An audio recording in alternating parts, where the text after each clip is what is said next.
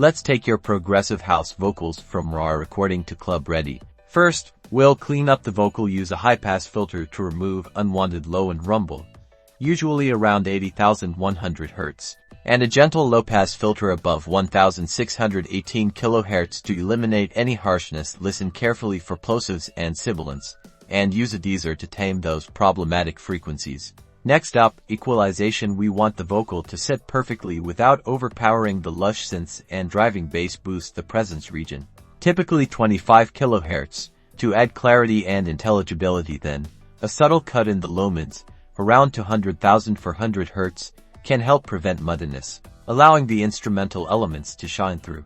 Compression is key for controlling vocal dynamics and enhancing presence. Aim for a medium attack time to let the initial transient through, and a relatively quick release to catch the sustain. Set your ratio around 21:41 and adjust the threshold so you're getting about 3 to 6 decibels of gain reduction. This will glue the vocal together and make it feel more upfront.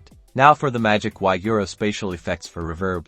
A medium-sized hall or plate with a decay time of around 15 to 2 seconds can create a sense of depth without washing out the vocal. Crucially, use a pre-delay of 3060 milliseconds to separate the reverb tail from the dry vocal, giving it definition. For delay, a subtle ping-pong delay time to the track's tempo, with a few repeats and a moderate feedback level, can add width and rhythmic interest. By carefully applying these techniques, EQ, compression, reverb, and delay, you can transform your progressive house vocals into a polished, captivating element that truly elevates your entire production.